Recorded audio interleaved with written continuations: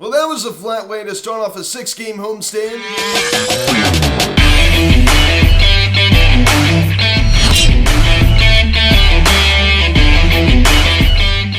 Yo, what is going on, everybody? Welcome to Phillies Sensitive Media, and today we're recapping last night's game between the Phillies and the San Diego Padres as the Phillies lose 3-0 to the Padres as they get shut out. As this offense was just nowhere to be seen, and the defense really let us down last night as well. Now, guys, before getting into this video, please subscribe if you haven't done yet. Please share and engage the bell. Please like this video, comment on this video, share this video, and let's get into this. This video is also brought to you by All Things Phillies. All Things Phillies provides a daily video of highlights from the game. So please go and subscribe to his channel. Link in the description section.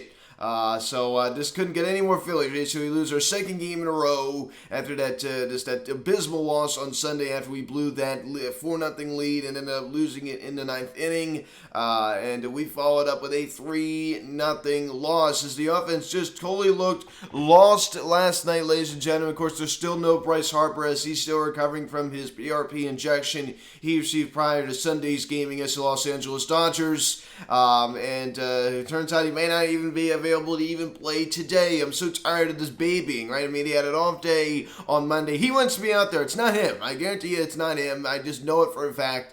In fact, I'm sure he probably, if it was up to him, he'd be out there on Sunday. Of course, which wouldn't have been smart because, as I said, he did receive the PRP injection prior to Sunday's game against the Dodgers. Joe Girardi and the doctors definitely known for babying our players. Definitely known for babying our players. I mean, Kyle Schwarber with 4 strikeouts last night. JT Muto just is awful. I mean, my goodness, the average now drops to 237. OPS now drops to 641.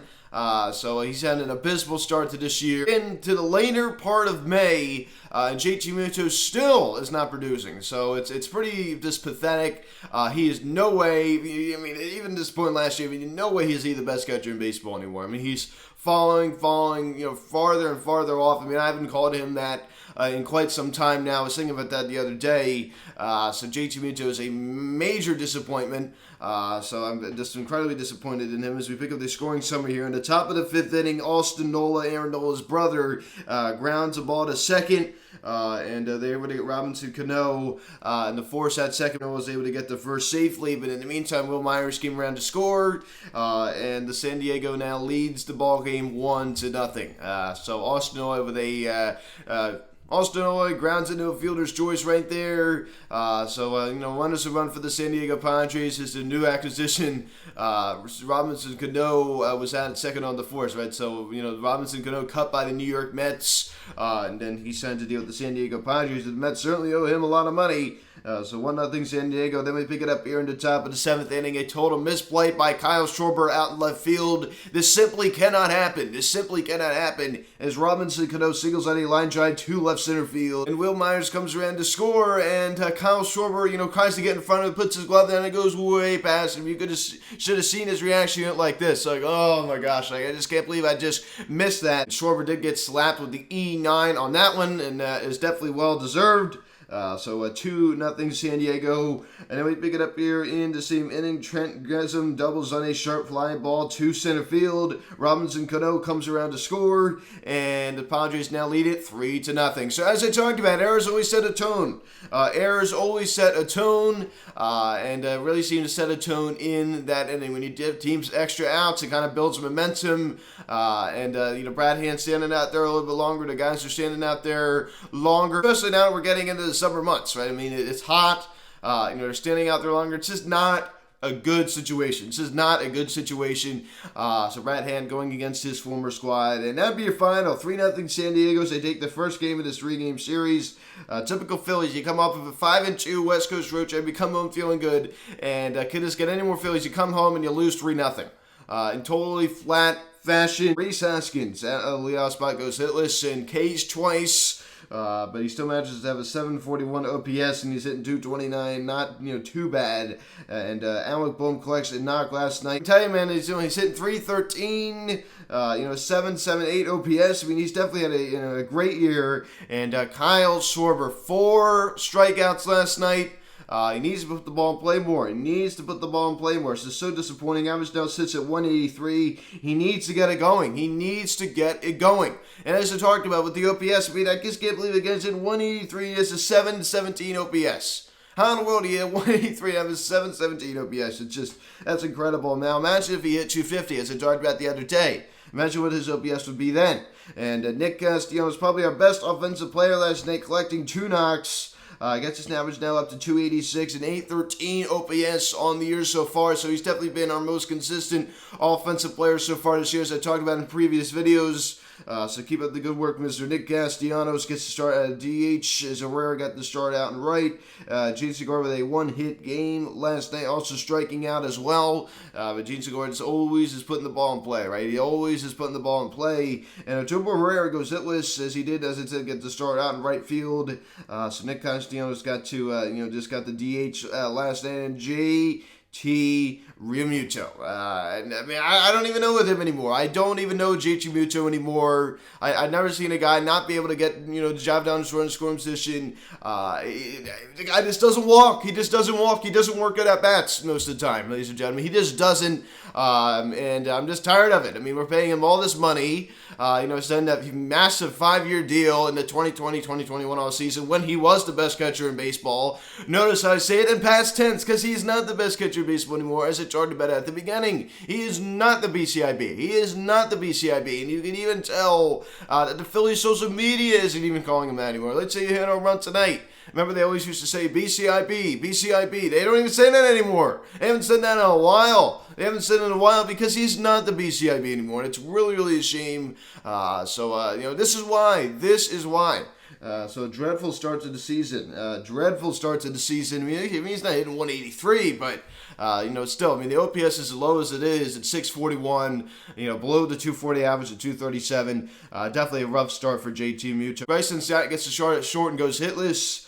Yohan Camargo went in to take over for him as he got a knock, and Roman Quinn goes hitless out in center. I don't understand why he starts Roman Quinn out in center. I just don't understand that at all. It's just very, very silly to me. You're gonna take a look at Zach Eflin. Start 6 innings, 5 hits, 1 run was earned, no walks in, 5 strikeouts. So he gets smacked with a loss now 1 and 3 in here. I do not blame this loss in Zach Eflin. I think he gave us 6 solid innings. The only one he allowed was that RBI, fielder's choice by Austin Nola, his counterpart's brother. Am I right? Come on. We just don't give him any run support. So he, got reinstated on the virus. He only got the start last night. He doesn't have the greatest stuff in the world, but he knows how to work with it. I love it. He just hits his spots. He consistently hits his spots. So I love it, man. I've always said that. You go take a look at guys like Jose Alvarado. You go take a look at, he's now at the White Sox, Vince Velasquez. These guys have great stuff, and they just can never seem to locate it.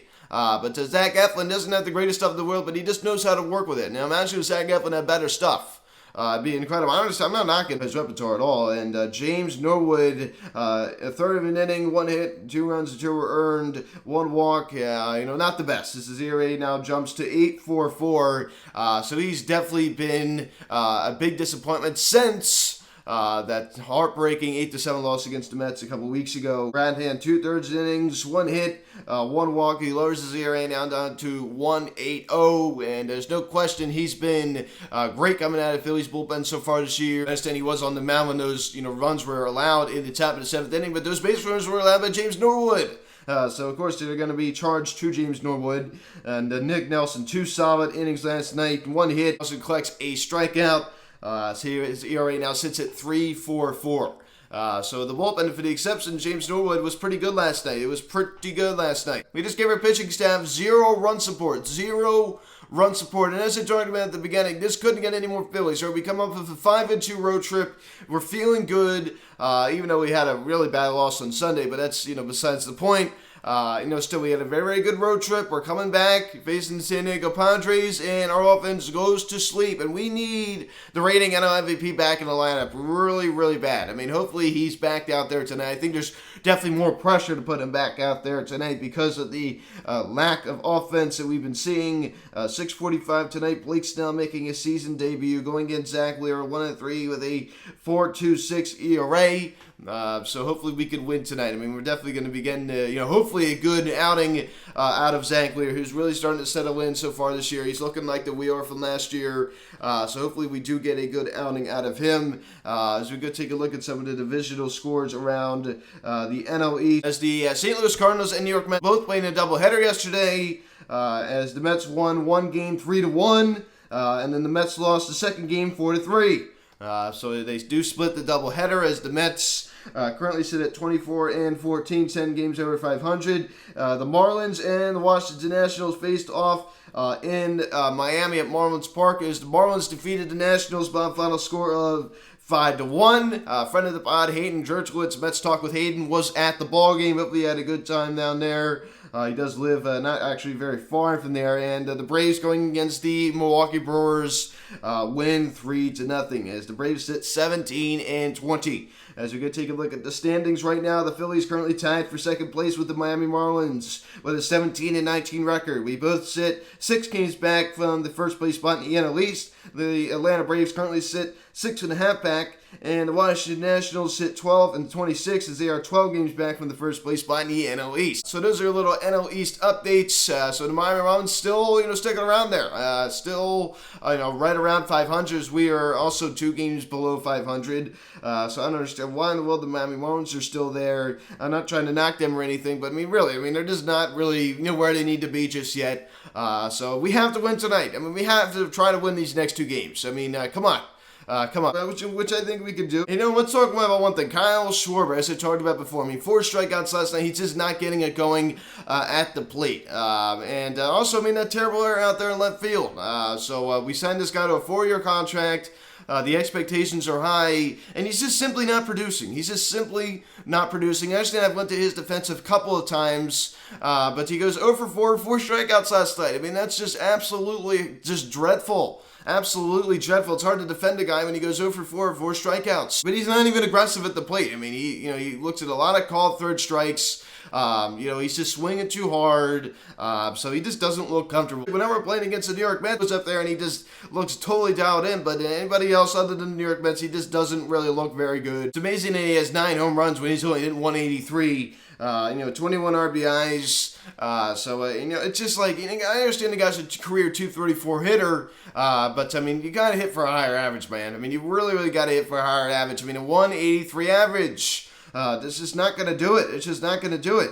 So you can take a look at his splits over the last 7 games, only hitting 115 with a 226 on base percentage. The past 15, 203 with a 273 on base percentage. So the OBP definitely is dipping.